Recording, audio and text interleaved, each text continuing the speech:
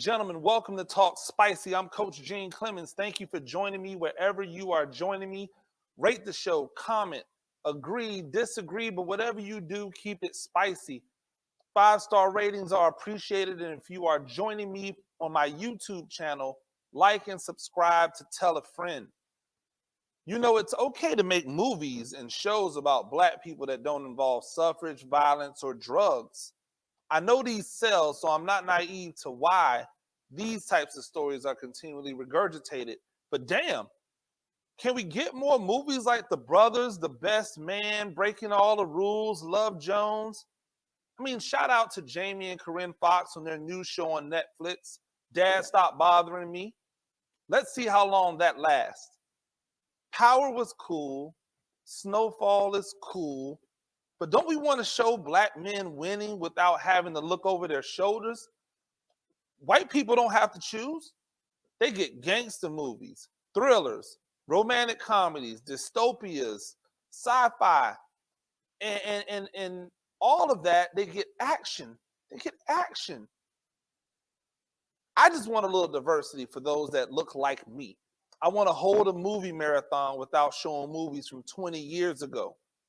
It's the same way with these draft stories. Why do these media outlets always focus on the worst parts of a player's life? Why is the narrative almost always about some negative aspect? Parents dealt with drug addiction. Father wasn't in the picture. Dealt with a learning disorder. Screwed up an opportunity, etc., etc., etc. Many times these issues are a smaller, more insignificant part of the player's narrative.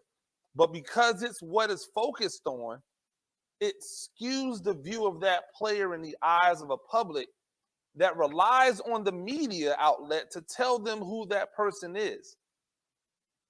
How about more stories about the positive in these players' lives, the positives that these players do? There's so many wonderful things that they do off the field. It should not be that difficult to find a good human interest story to create. Writers, producers, stop grabbing for low-hanging fruit. Elevate your thinking and elevate your audience's palate. You don't have to dumb it down for them anymore. This is a global world. Now remember, you heard it here first. Jameis Winston is going to make a lot of people eat their words. Talking heads and Twitter honks, I'm one of them, that say he's a bust only ever point to one flaw in his game: turnovers. That's important, but I don't want to gloss over it, but let's put a pin in that for right now. What about physical tools? He's big, he's sneaky athletic, he's tough as week-old well-done steak. He can make every throw in the book. Now, he clearly had vision issues, but he's since undergone corrective surgery. He had immature moments, mostly off the field, but a couple on the field. Well, that can be expected from a young player. After all, he was 21 years old when he came into the league.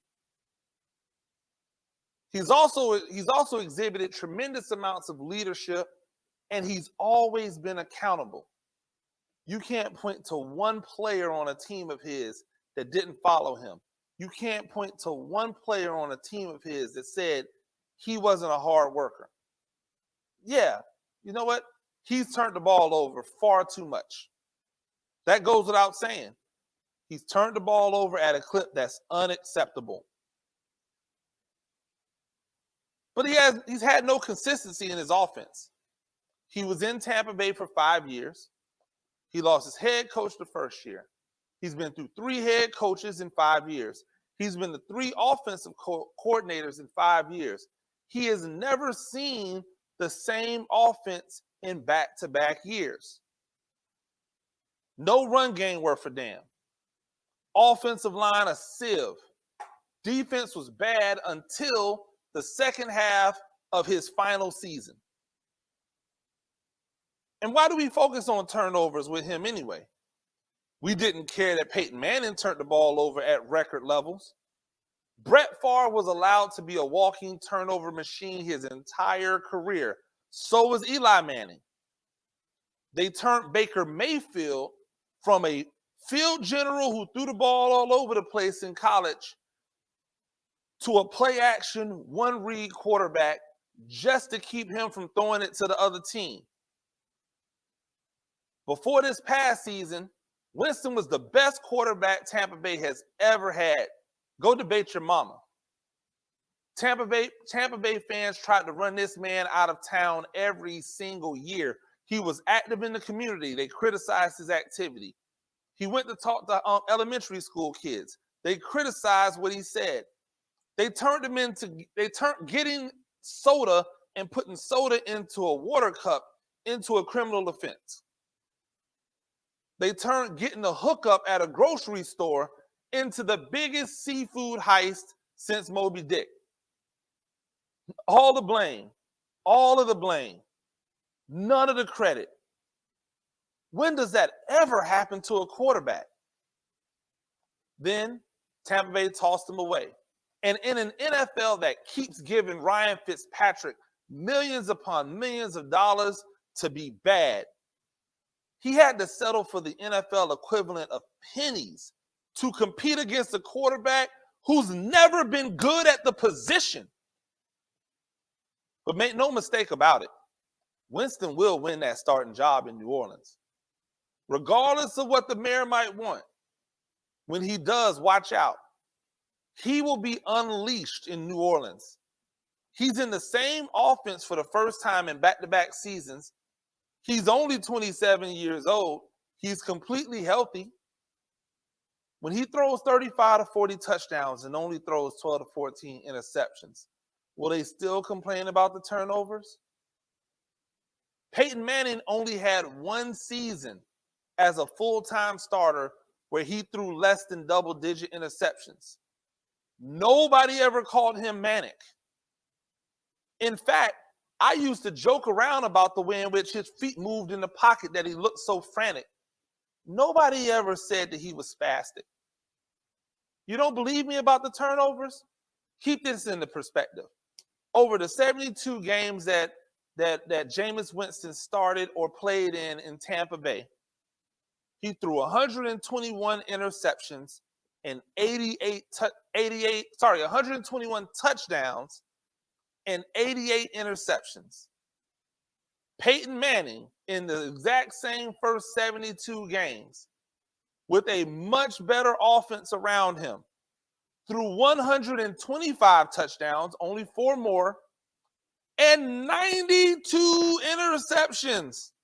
So he threw 4 more touchdowns, he threw 4 more interceptions, and people said that he was a Hall of Famer. After those first 4.5 seasons. So that's what roughly 72 games is, 4.5 seasons. Peyton Manning was on his way to a Hall of Fame with 125 touchdowns and 92 interceptions.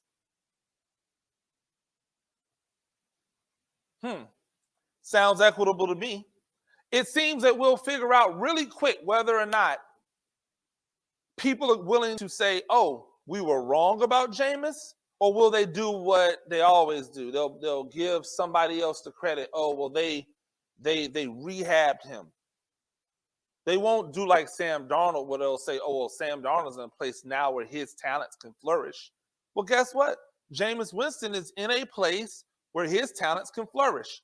And I, for one, am extremely curious to watch it unfold. Now, the NCAA Division I Council voted to allow athletes in the association's most prominent sports to change schools once during their undergraduate careers without sitting out for a season. Now, here's the one thing I want you guys to understand. Other sports outside of the sports where you get a lot of Black people playing already had this right. They could already transfer without penalty. Now it's come to the sports that has us more in line. And to be fair, hockey as well, baseball as well. I think it's long overdue, as these young men and women should have the right to control their careers without having to sit out. And what may have just been a bad decision or a change in philosophy doesn't have to screw the kid over for the rest of his career or her career until they graduate, and then they have 1 year as a graduate transfer, maybe 2. But I want to caution everybody this.